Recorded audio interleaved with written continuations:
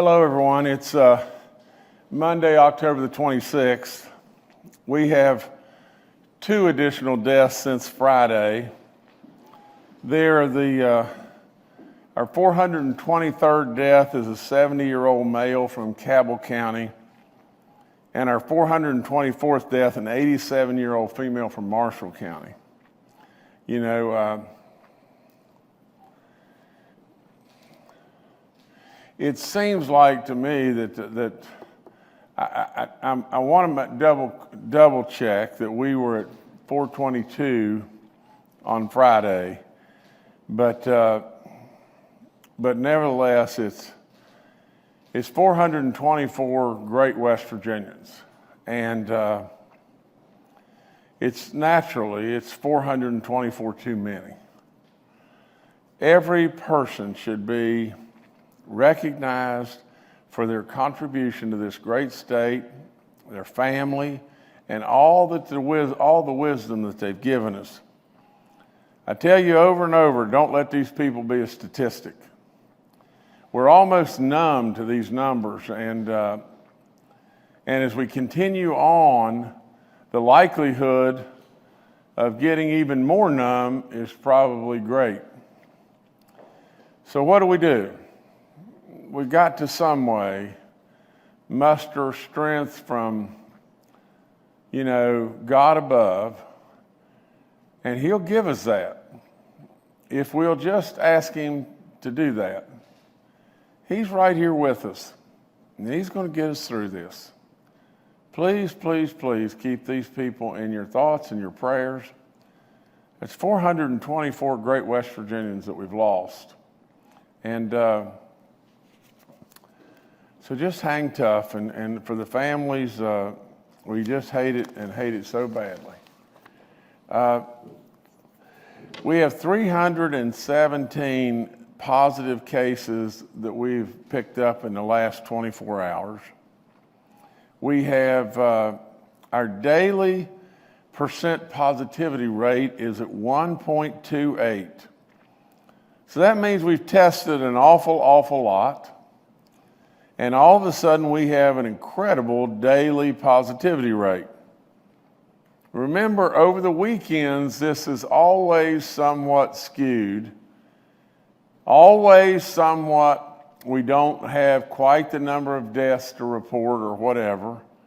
So, don't hang your hat on this completely. I mean, the numbers are right, but from the standpoint of the weekend always skews things to some degree. We have a little over 5,000 active cases, 5,031. We're now up on our recovered cases to 16,768. That's good. And here's a number that's not good. We have 215 patients hospitalized now, which is a record high for us. Today, our effective reproduction number is at 1.08, which puts us the 8th best in the country. Now, what does all this tell us? What every bit of this tells us is in this nation right now, things are heating up and getting tough. Now, we know that. I think we have exceeded on some days 70,000 positive tests. Now, with that, West Virginia, please listen to me. West Virginia is not immune. There's no way. West Virginia is not immune to this disease. This disease is right with us. In fact, West Virginia is the most vulnerable of all. West Virginia is the oldest, and West Virginia has the most chronic illnesses. West Virginia is not immune. Now, with that being said, as this thing races across our country again, and as we race to try to get to that vaccine, or we try to get a better grip on what's going on here on a national basis, we got to do our part in West Virginia. So I know it's tough. I know the wearing of the mask is a nuisance and everything, but for crying out loud, compared to people dying, How much of a nuisance is it in any way? Now, absolutely, West Virginia, we've got to buckle up just a little bit here for hopefully a very short period of time. And hopefully that vaccine will come and come soon. Today we have one red county. It continues to be Wyoming. We're trying in every way we possibly can to help the good people from Wyoming County. I've got all my roots are in Wyoming County, and absolutely I want to help them in every way, just like I want to help all of our counties, but I especially have ties to Wyoming County, and I'm very concerned. We have 7 counties in the orange. That's Wetzel, Morgan, Braxton, Wayne, Boone, Mingo, and Monroe today. Like I said, the U.S. cases on Sunday hit the 7th highest day, or the highest 7-day average of COVID cases since this terrible pandemic began. I'm going to read that one more time. In our country, the 7-day average just hit the highest level that it has ever been with this pandemic. The 7-day average of new cases hit 68,767 on Sunday. 7-day average, we averaged 68,767 cases. Now, the 2 highest single days of new cases were on Friday and Saturday, in which they went in excess of 83,000 each day.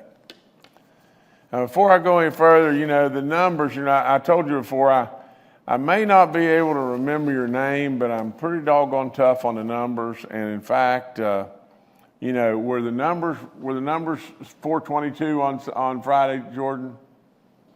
Is that right? Okay. Well, then we are correct and everything. The numbers are right, and we do have 2 additional deaths from Friday, moving us from 422 to 424. So I'm glad that we firmed that up. My concern was maybe it's a little different, but that's good. Our free testing is all up on our website. You can look and go where all of our free testing is offered. The red and the orange counties testing will continue to be offered in these counties. I encourage all residents to take advantage of this free testing. We'll be there. It's all on our website. You can pick up on that and everything. Go get tested. Please, please go get tested. Our drive-through pharmacy testing continues with Fruth and Walgreens and all the great effort, that people are making there. That's just another ability for us to test. I watched on one of the morning shows this morning, and it was brought up that I can't recall if it was the NFL or the NBA, but they were testing every day, every single day, and they had incredible good results from that because they were testing every day. And some commentator there said, well, if we could get in the United States where we could test everybody every day, it would solve all kinds of issues. And the other commentator said back to him, said, well, we're right now, in way in excess of the ability to be able to do 1 million tests a day. Now think about it. The commentator said back, well, there's 330 million people in the U.S. So really and truly, just to tell it like it is, the incredible milestone for us to get to the ability to be able to test 1 million people a day, if we ever thought that we could test our entire population every single day, right now at the pace that we got and the abilities that we have, it would almost take a year to test everybody in this country one time. And so it still takes a big time effort to test. I encourage you in every way, where you have free testing in West Virginia or drive-through testing available to you at no cost, for crying out loud, just go get tested. It is an absolute luxury that we have in West Virginia. Go get tested, please. We have 22 outbreaks and 74 confirmed cases in our public school system today. All that seems to continue to go well. We're watching it all the time. We're running to every fire. There's nothing immune. And absolutely, we've got to just continue to stay on top of that. And I salute all those from our first responder to our local health departments to the Department of Ed and all the different people that are really doing a great job there. And I thank our teachers and our service personnel for all the good work they're doing, and please just looking after our wonderful kids. We got to protect them and look after them, but they got to get an education. That's all there is to it. They can't just stop. Our education map came out on Saturday at 5 p.m. We had one county in the red, that was Wyoming. We had 7 counties in the orange, which were Berkeley, Wirt, Braxton, Wayne, Mingo, Boone, and Monroe counties. We had 7 counties in the gold, and these were Morgan, Pendleton, Doddridge, Webster, Jackson, and Kanawha counties. We got to keep testing. We got to keep testing. As far as our long-term care facilities, there are 49 outbreaks in our long-term care facilities. Our West Virginia churches have 14 active outbreaks reported in churches in 12 counties. I always want to read this because I want everybody to pay attention. If we have outbreaks in a county, in a church situation, you need to know it. And that's in Doddridge, Fayette, Mason, Mercer, Monroe, Nicholas, Putnam, Upshur, Wayne, Wetzel, Wood, and Wyoming counties. Again, a pew in between you, a face mask on, absolutely following the social distancing guidelines. Wear your face mask, wash your hands, do everything you can to help and look and look after the elderly. Excuse me. Our corrections update, we have 12 active inmate cases now, and we're down to 7 staff cases. From our flu vaccine, you should, check our website, check in different places and everything. You really need to get a flu shot. I think it's 6 months and older, but getting the flu shot is really important. We have $161 million plus, really we're approaching $162 million that has been awarded to our counties and our cities. Now, if we could just stop just a second and just think about it.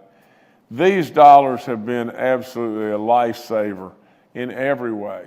I just got off the phone and talking with the mayor, and he said, it is just absolutely unbelievable what this has meant to us. We make our application, it gets processed, the money's come to us. It is absolutely a lifesaver in every way. And so cities and counties, please continue to apply. We'll continue to send this money out as fast as you can apply, and we can get you processed and everything.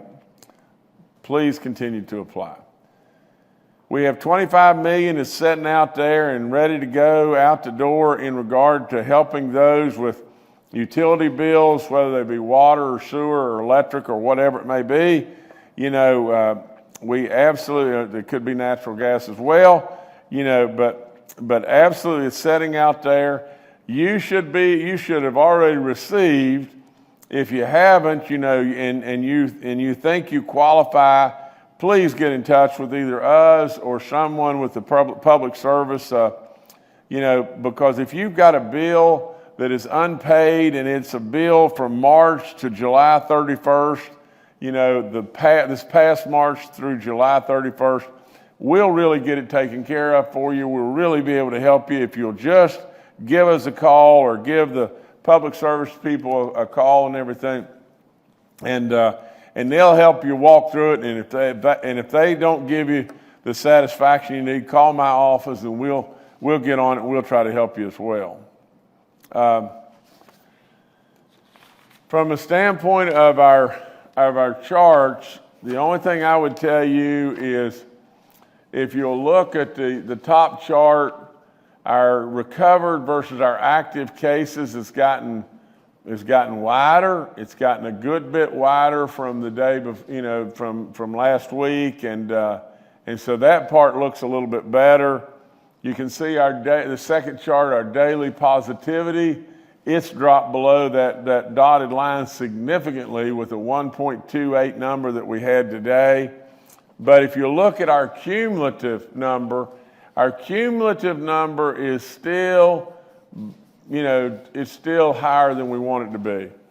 Could very well still be the envy of the entire nation, but at the same time, in West Virginia, we want to be the envy plus something. And so the plus something is we got to get that number better. So, again, I thank you all, West Virginians, for all the work. I thank you for listening to me. I thank you for following all these guidelines and everything. And I thank you more than anything for your prayers, and especially prayers for those that we've lost and everything that I call off every day. And I don't call them off to bore anybody. I call them off out of respect. I mean, that's the very least I can do. But thank you so much. All right, thank you, Governor. Let's now go to Dr. Clay Marsh, our coronavirus czar. Well, good afternoon. I'll keep my comments shorter than usual. And just to remind people that we are seeing, as the governor said, the highest spike in the number of new COVID-19 cases than we've seen at any point in time during this entire pandemic, and have the two highest single-day totals over 80,000. It's also of note to recognize that there's only one state in the country today on the rt.live site that has a RT value less than 1. The rest of the country are all over 1, meaning that the coronavirus is spreading. And in Utah, they're starting to come up with strategies to look at rationing some care in their ICUs if things continue to grow, because our ICUs are over 85% full. And there's a couple of stories about people that didn't have COVID who almost died because they have such a severe limitation of ICU capacity, particularly one mom who had a heart attack. And just to remind people in the state that the reason why we are so consistent with recommending that people get tested and wear your mask and stay physically distanced is because we are trying to reduce the spread of COVID-19 so that we reduce the surge that can happen to overwhelm the health system, as they're seeing in Utah and El Paso, Texas. And for us, although we still have plenty of capacity on the COVID side, we are seeing more hospitalizations happen than we've seen, I believe, since the COVID pandemic has started. And with that, not ventilator use, but we're seeing more people go to the hospital with COVID. And that is very consistent. After about 2 weeks of seeing more cases, we'll see more hospitalizations. And another week or two after that, about 3 to 4 weeks from seeing a lot of new cases, we'll see people in the ICUs and we'll see people dying of COVID.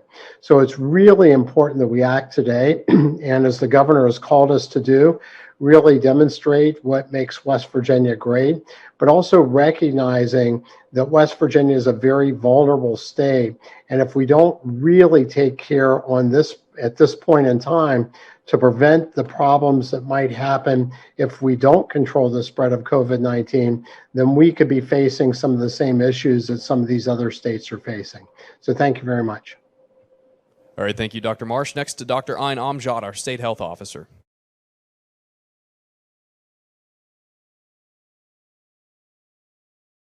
You're muted, Ayn. Sorry. Good afternoon. I did have the opportunity last week to speak with Life United Methodist Church and a congregation. They offered me the opportunity to discuss life and work during COVID-19 pandemic. And we discussed the use of masks, not just in our community, but also in the church setting. And they also have these really nice masks that remind us about loving thy neighbor and the importance of wearing masks in your community, that it's not just about yourself, but also the people around you that you love and also your community. So I just want to remind everyone to wear your masks, not only when you're going to church, but also during the entire services, also to socially distance, and then also when you're out and about in your community. But that was a nice discussion that we had, but thank you very much. All right, thank you, Doctor. Next to Major General Hoyer with the West Virginia National Guard. Good afternoon. Again, Governor Justice and I want to welcome back home the 157th Military Police. Came in on Saturday at Martinsburg at the Air National Guard base. Welcome to them and thanks to their families. We are moving to put an additional personnel on duty. We will have 450 National Guardsmen on duty. Just for some perspective for the citizens, over 1,000 of our West Virginia National Guardsmen, we have 6,400, have participated in support to pandemic response since we started in March. We continue to work testing initiatives as the governor laid out just earlier. We also are working a couple of initiatives today. One is supporting Kanawha County Clerk's Office and Nitro Police with sanitization of a polling station, as well as working with the Charleston Fire Department on sanitizing 2 locations. Continue to work a number of efforts with DHHR and are adding personnel to do not just contact tracing, but also case investigation going forward. And I would like to, on behalf of the governor and I, to thank the staff at both Mountaineer Challenge Academy North and Mountaineer Challenge Academy South. The Northern Challenge Academy is almost 3/4 of the way through their program for this group, and we are doing exceptionally well, and we have not had any significant issues with COVID. They're doing an exceptional job of staying masked. Our staff is doing a great job of staying within the guidelines and not bringing COVID into the facility, and the same with our Challenge Academy South. So it just points out that, as the governor and Dr. Marsh pointed out, if we stay focused and stay on top of doing the things we need to do, we can get through this. Thank you. All right, thank you, General. Bill Crouch, Secretary of the West Virginia DHHR, is also joining us today and is available for questions. We'll now go to questions from members of the media. The first today from Brad McElhenney with West Virginia Metro News. Hi, Governor. Hi, everyone. Yesterday on cable television, Mark Meadows, the White House Chief of Staff, publicly said, quote, "We're not going to control the pandemic. We're going to control the fact that we get vaccines, therapeutics, and other mitigations." That seems different from the message I hear at these West Virginia briefings. Governor and Dr. Marsh and others who may want to chime in, what do you think of this stated approach from the White House? Is it helpful to states like West Virginia that are on guard right now against the spread of virus? Thank you. You know, Brad, let me make a stab at it first, and then I surely will, defer to Dr. Marsh. But Brad, I really don't think that the president's office is basically saying, let's quit trying to stop this thing.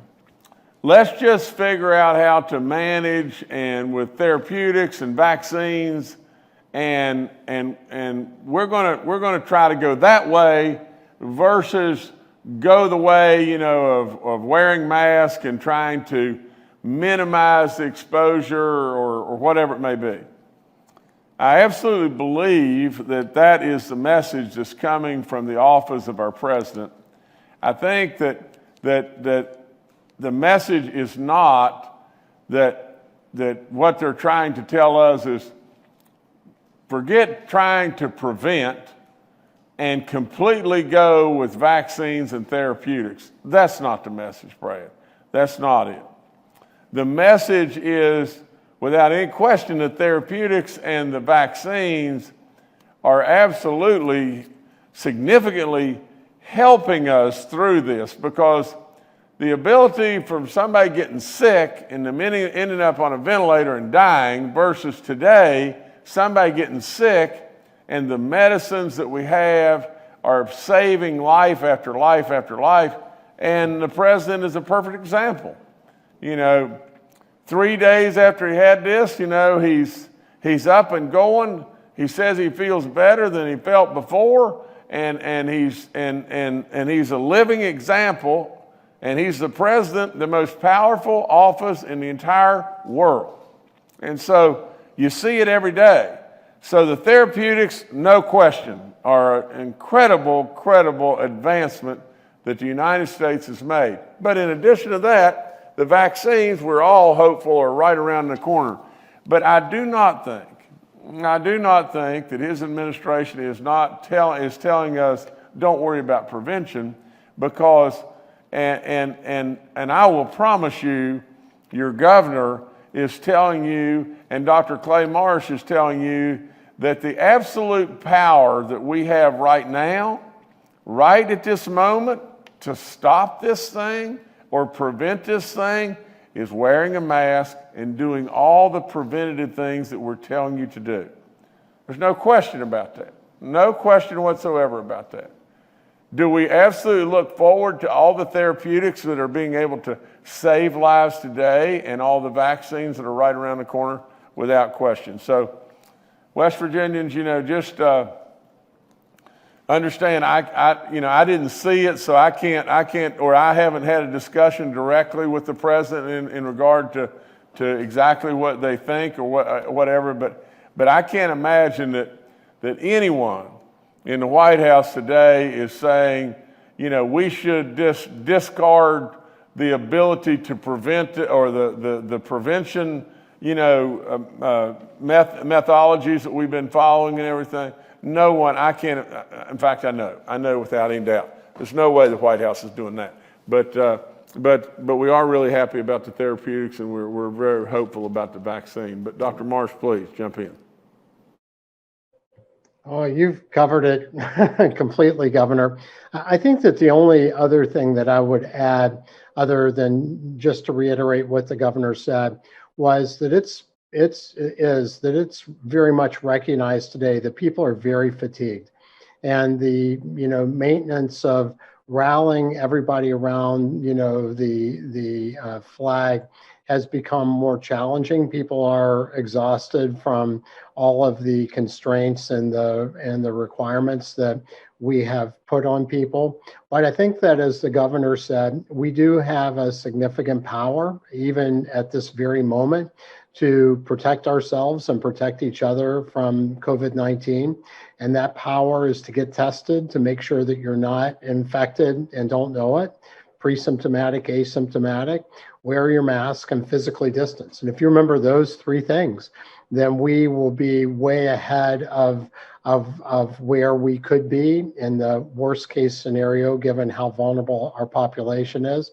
And like the governor, I think that the president would not say to people, don't keep at it, because every time that you help reduce the spread of COVID-19, you're saving lives. You're saving people in West Virginia and maybe even beyond that.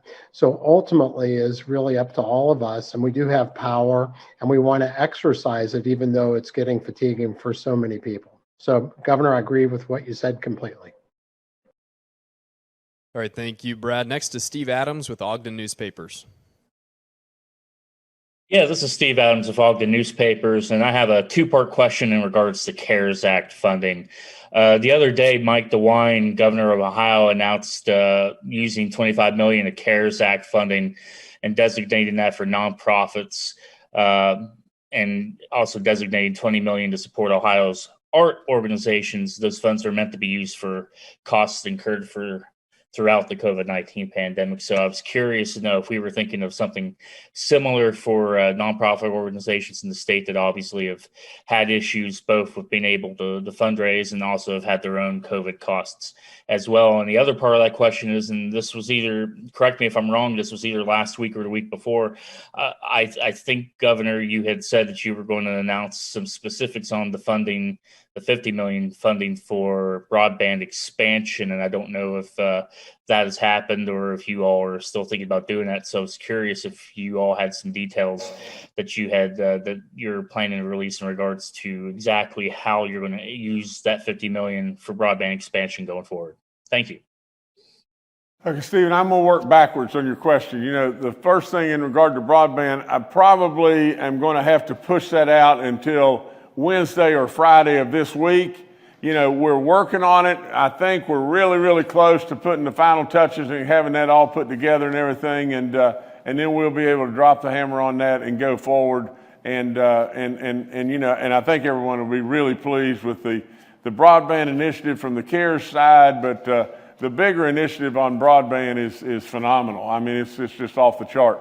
You know, with the approximately $800 million coming in from the feds to the SAO, to the Facebook lines, to all the stuff that's happening in the very near future. And by that I mean not in the 10-year future, but in the very, very near future, we're going to have broadband and high-speed connectivity across this state, I mean, in a really, really modern and terrific way, and we're going to have it really soon.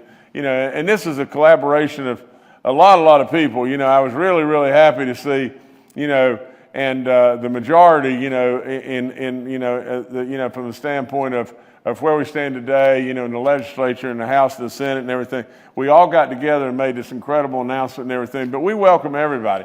We welcome all the Dems, independents, everybody and everything, because this broadband thing is so essential. I've said it over and over.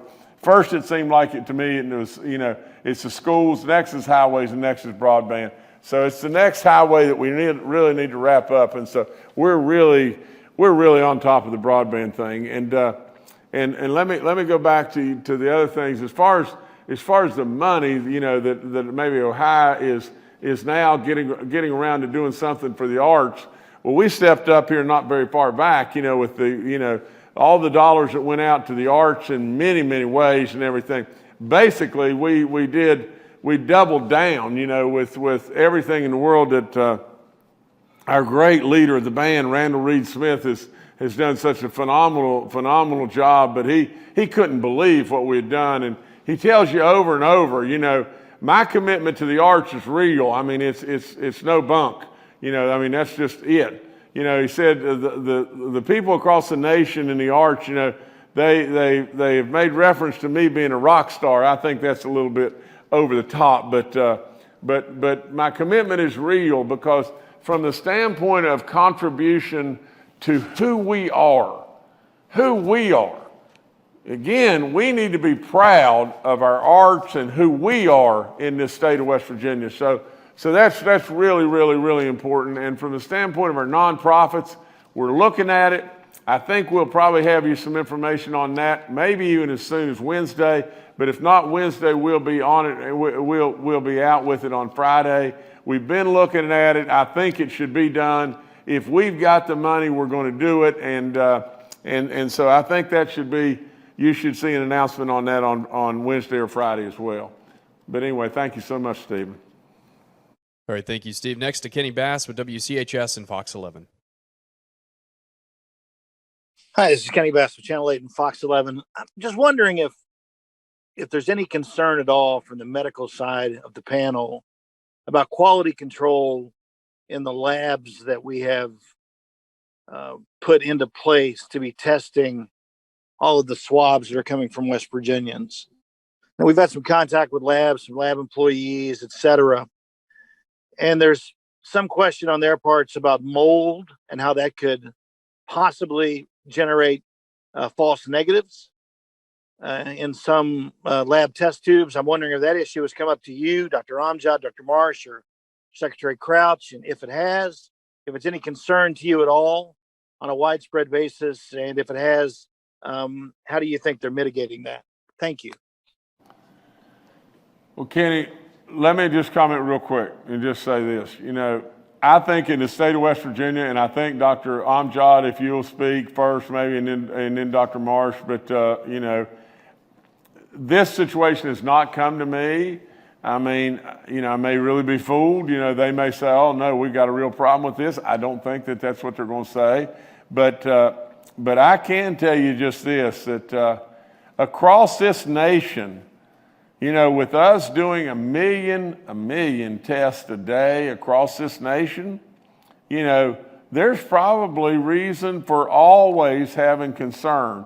And I hope that West Virginia continues to have concern, because by having concern, you'll stay on your game. You'll stay really tight about it. But anyway, Dr. Amjad, you lead. I don't have anything else that I can add. Okay. Hi, Kenny. Sure. We always keep track of any of our lab specimens, and we keep in contact with our lab team at DHHR. And if there's a pattern of anything that doesn't look valid, we do go back and retest. And we do always keep a good eye on that. So we haven't seen anything abnormal to date, but that is a good question, and we can go back and discuss it with our team. But so far, we haven't seen anything. But those are questions that are going to come up, especially with a high number of testing that is occurring. But so far, we haven't seen anything, but we will always retest if there is a question of any false negatives that come across our labs. But I'll also defer to Clay if he's seen anything up at WVU that they're concerned with. No, the only thing I would just add, and thank you, Ein and Governor, is that one of the reasons, Kenny, that we're really working very diligently to create our own testing capabilities in the state, including the test that's been developed at West Virginia University and using Q Labs, which is in Charleston, is so that we can really focus on a few providers for the big amount of our testing, so that we can make sure that we have a very firm handle on quality control, as you suggested. I'm not really aware of a concern of mold and causing false negatives. We do know that there are a lot of new sort of testing providers in the environment just because of the great expansion of tests that we've done. And so ultimately, you know, we are vetting the labs, each lab before we sign up with them. But as the governor said, we're constantly keeping an eye on what Ein said. We're constantly keeping an eye on the results to look for anything that may be disparate in the way that the tests are returned, either disparate from a consistency standpoint in a place or with a provider, or say between antigen testing and PCR testing. So thanks. All right, thank you, Kenny. Next to Charles Young with WV News. Hi, this is Charles Young with WV News. I wanted to ask about the plans to sustain our testing numbers. I know we said last week that we had a few days where we exceeded 10,000 tests. Now that we have the testing in the neighborhood that we want, how do we keep it there going forward? Thank you. I think, you know, General Hoyer, maybe you can weigh in, and you know, I could just add just this, that you know, from the governor's standpoint, I mean, it's really simple. It's really, really simple. You see, I go back to workforce and processing the unemployment claims, and I said, we don't have, you know, we're getting way, way, way behind. Triple the number of support, and so we did. We tripled it, and it still wasn't enough. So I said, triple the triple.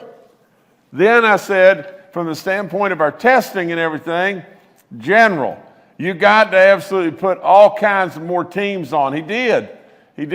So I would just say just this, that from my standpoint, it's really just simple as mud. I mean, that's all there is to it. You know, if this is a race, and it's a long race, and you continue to get better at what you do and more efficient at what you do, and as we continue to encourage West Virginians to come out and get tested, we'll meet the challenge. Whatever the challenge may be, if you'll come and get tested, we'll make sure that you get through, and you get through quickly, and we'll do whatever we've got to do. I mean, that's just all there is to it.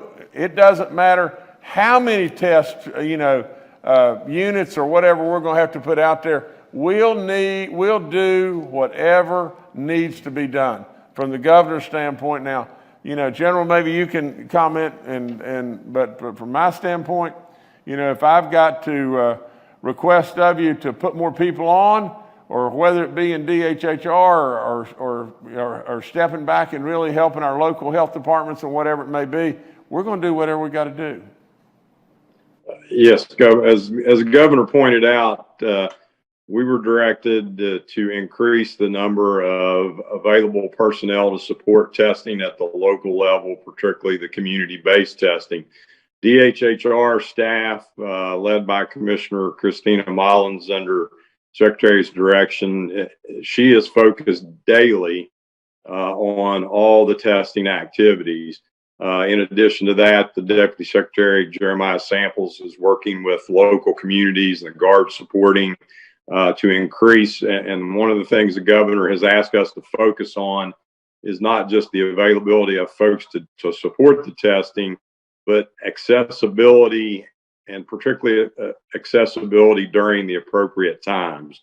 So you'll see us start to continue to add pharmacies, local clinics, other access points within the communities so that testing can be done on a regular basis. And in addition to that, you'll see us also continue to modify times to allow more people who work to come through testing as well. But it is a daily priority to continue, and we'll see ebbs and flows dependent upon days and weekends. But the objective that the governor's pressed us to is to continue to stay above 7,000 tests per day. We have some numbers that we work per each individual county as well to try to stay on top of. Thank you. All right, thank you, Charles. Next to Paul Mullen with WCBC. Good afternoon, Governor. Good afternoon, everyone. A question about who should get tested more often. Should certain occupations be concerned that they are more at risk for catching COVID? I'm thinking about people that work in restaurants, maybe coal miners, maybe truckers. Are there certain groups that ought to be getting out there and getting tested maybe every couple weeks or at least once a month? Paul, my answer is real simple, and then I'm gonna have to defer absolutely to the medical team. But my answer is really simple: the people that should be tested more are the people that are seeing people more.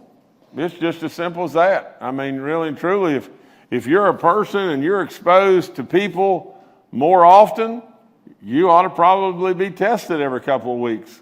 And so and that would probably help us and everything, But anyway, if someone could jump on from the medical team. Do you want to say something first? Okay, I'll add to that, and then Clay can add. I mean, Paul, to answer you, it is who's more exposed to more people. I mean, most healthcare facilities have a testing regimen. The nursing homes now are getting either tested once a week or twice a week. So usually their employer will have a testing regimen for them.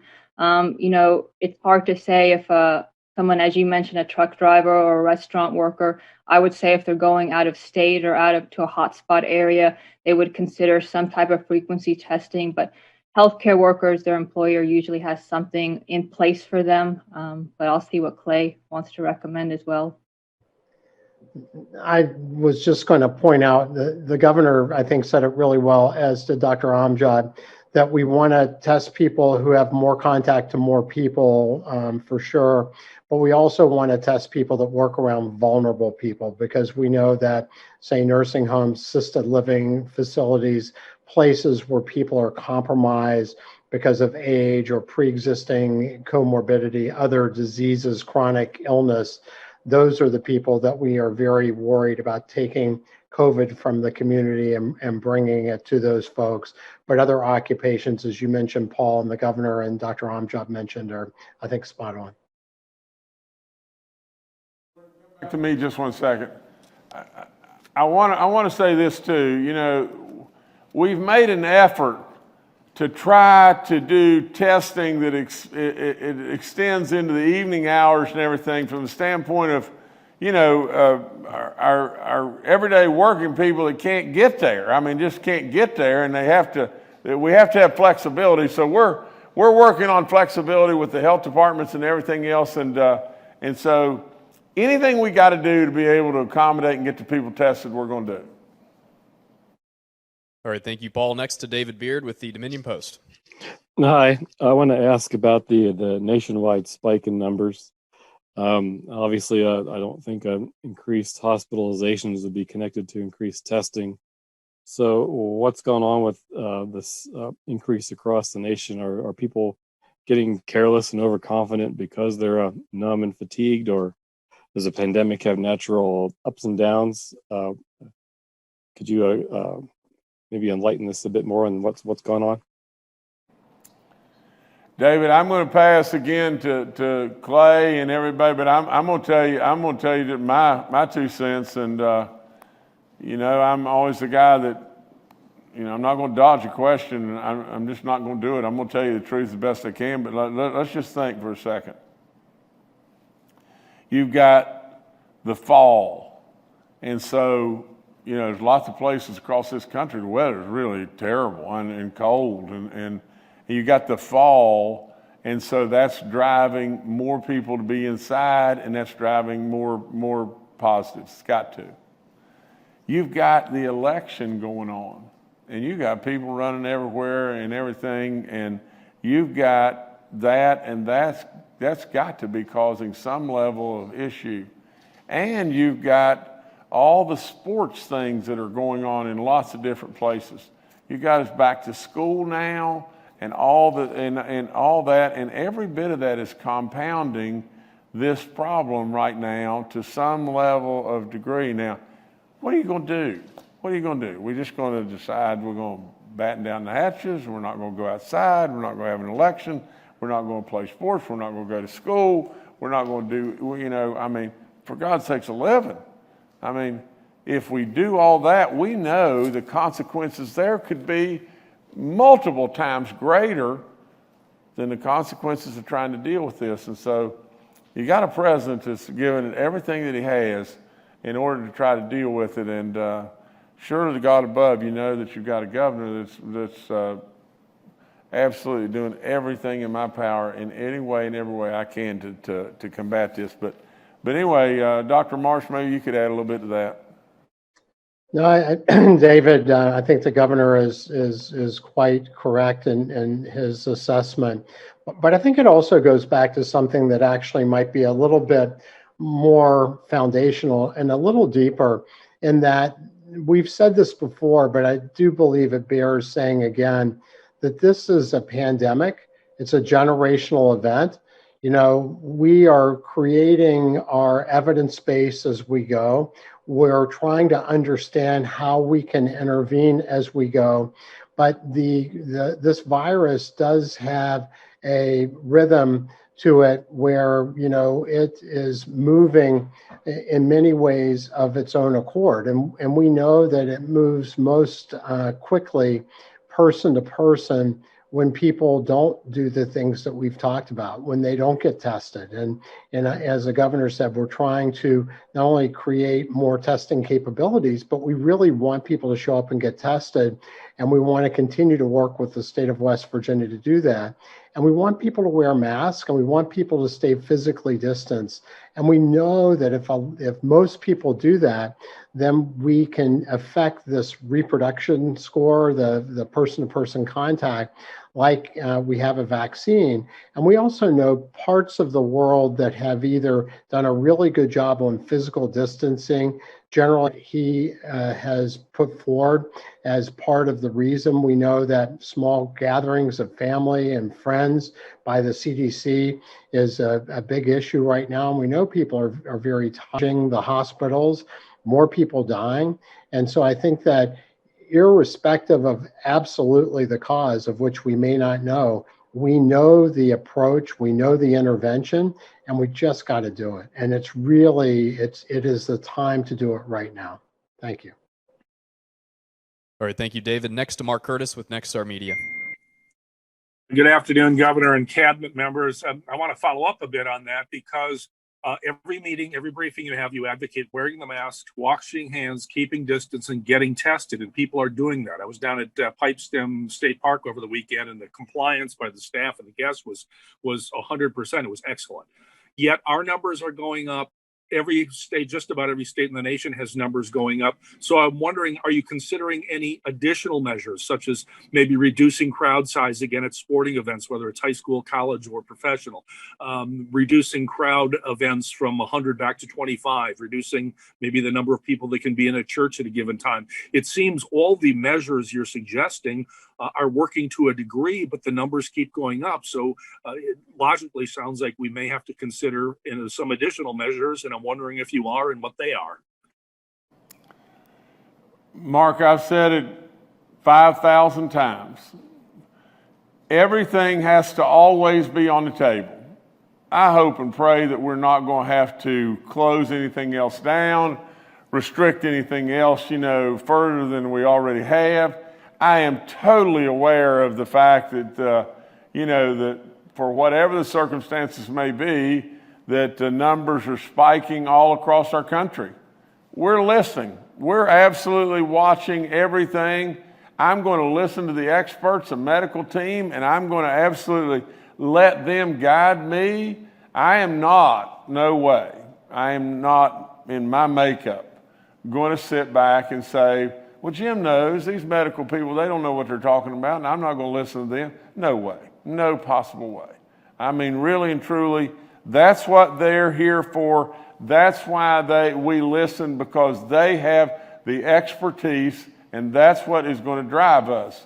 They're going to drive us. And so with all that, naturally, I'm going to keep my mind churning, and I'm going to keep my head up and everything. And if I've got to say, now, wait a minute, are you sure about this? And double, triple checking everything, sure, I'm going to do that. When our color codes came out on Saturday, I had them go back and double check again. And then after they came out with that, I had them go back and double check again and everything to make absolute certain and certain beyond a doubt. Really and truly what we found that with the first on the first run, they were right, and they continued to be right. I questioned it, and I pushed them, and I made them go back and double check it twice and everything. And they're doing good work, and we listen to them. All right, thank you, Mark. Next to Phil Kabler with the Charleston Gazette-Mail. Hello, everyone. Governor, I wanted to ask you about the letters you sent out on official governor's letterhead to the eligible households for the utility benefits, which letters that I'm told duplicate what's already been sent out by the utility companies. Can you give us some estimate of how much it costs to send out these letters, and also where the governor's office obtained the mailing lists for these eligible households? Phil, honest to goodness, I can't keep a straight face. I mean, I don't really know. I don't really know about the letter. From the standpoint of notifying the people, we surely want to notify the people. From the standpoint of it going out with a letter with my letterhead on it, I don't know about that. But absolutely, I mean, Phil, do you realize we deal with people that are dying? I mean, people are dying here, and we're dealing with hundreds and hundreds and hundreds of millions of dollars that we're trying to move the deck chairs around and do correctly. I mean, for crying out loud, if we've sent something out and the postage is wrong, I'll pay it myself, honest to God. If that's a big issue with Phil, I'll pay it myself. I mean, but at the end of the day, I don't know, but I'm sure with all in me, you're talking to a governor that drives himself, gave up his salary, feeds himself, feeds his troopers. Absolutely, without any doubt, there's no chance on this planet that I'm going to try to send something out with the governor's, with postage on it and the governor's, letterhead or whatever. There's just no way. It is silly to be talking about such stuff. I mean, that's all there is to it. This is giant, tough stuff and we want to try to continue to do the right stuff about every bit of it. We know that we had, one last thing. We know we've got utility customers. You've got utilities that are hurting because they can't get their bills paid. We're absolutely pushing in every way to not have them cut somebody off. You got people that are scared to death that they're going to get cut off. And so as these people are hurting and everything, the net of the whole thing is just one thing and one thing simple, and it's just this: we got to try to help them and try to help them in every way. And there's one last thing I want to tell you this: that the utilities included our letter in their own mailing, and so I guess what I'm saying is there wasn't additional postage that I know of, and I'm getting that from some people here. But as the utilities notified their people, from what I've been told, just in the cleanup here, our letter went with their postage. All right, Governor, I'll turn it back to you to close out. Okay, I'd like to. I would, while we're on this, and don't get me wrong. I don't begrudge any question. I just wish to goodness, Phil, that we would really dial into things that are,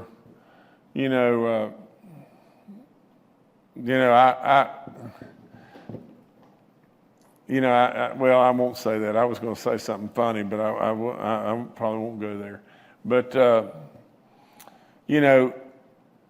well, let me say this. I will say this way. But I'll never forget Bob Pruitt. Bob Pruitt was coaching at Marshall, and there was issues, and one of the assistant coaches was dwelling on something, and he looked at the assistant coach and he said, "Do you realize you're talking about rat pellets when there's elephant pellets all around us?" And you can take it from there, but that's really what we got going on. I want to make sure that we get the elephant pellets right, and before we really are wrapped up in something that is maybe not even significant. But just think about this just for a second. Mike Hall came up with the idea, and he came up with the idea because he had heard so many people that were hurting. And he came to us about this. And he said, with the PSC,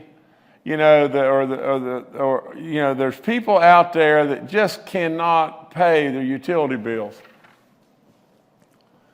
So is there any way to help those people? Any way in the world to help them?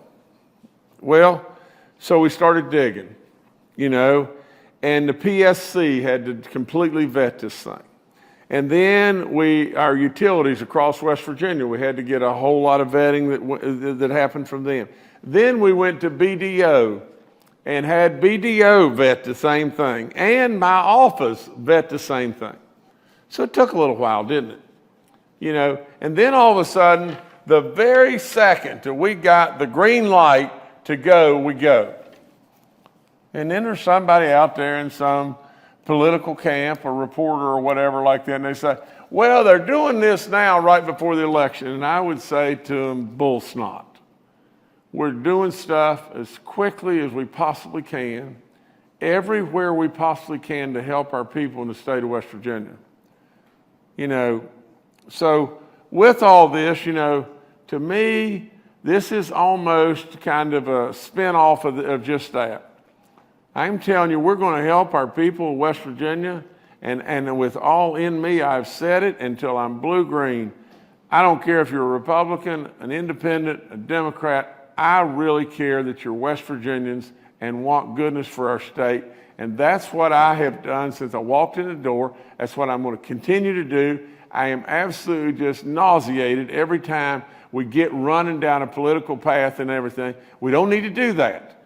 We don't need to do that. And the sheer fact of the fact that Hyperloop comes and makes their announcement. Well, they made their announcement in their due time. I'll promise you to God above, we didn't tell Hyperloop, well, we want you to make this announcement right before the election. Is the simple fact in West Virginia, whether it be West Virginia methanol, whether it be Hobet, whether it be broadband, absolutely, do you not realize that when the federal government comes out and says there's $776 million that can come to West Virginia, but Governor, you've got to change and do something with an executive order that gives us the ability to get that stuff here, and it is on October the 29th. Now, I didn't make up October the 29th. I didn't make that up before an election or whatever. I mean, it's silly. It's silliness. There's lots of good stuff going on in West Virginia. We want to keep on doing it. So we're going to try to get money out and protect our people in West Virginia that are struggling with their utility bills. And I'm sorry that I just don't know. I don't know about the letter going out on my letterhead, and I don't know what envelope it was in or anything. I just don't know anything about that. Nevertheless, I'm sorry. I've got two more things real quick. First of all, again, a super welcome back to all those, National Guard members that just came back, and we're very, very, very happy to have them back. And we're saying many prayers all the time for all those that are deployed and that continue to look after us in every way, each and every day. And super congratulations to both Mountaineer Academy North and South and everything and all the good stuff they're doing there. It's really, if you've not been to one of our Mountaineer Challenge Academies, you should go. I mean, it's amazing to watch just all the good stuff and how these young people their lives are being impacted and changed and molded into a better way and a better course to where, frankly, we would probably lose an awful lot of them. So that's really good stuff. And the only other thing that I'd add is just this. I'm going to go back, and now you have my pledge to even do more. General Hoyer doesn't know anything about this, nor Secretary Crouch, nor anyone, in my administration, because I just wrote it down here as we were going. I just get the feeling that really in my gut, we need to step it up one more notch as far as our testing, and as far as the expediting of our tests and everything. So I'm going to get with all the powers to be, and today I'm going to give you my pledge that we're going to do more. I don't know how much we're doing exactly, but whatever it is, we're going to do more. And the only thing is, we'd just like West Virginians to keep coming out, keep coming, getting tested. So that's all I got today. And thank you so much. Appreciate you.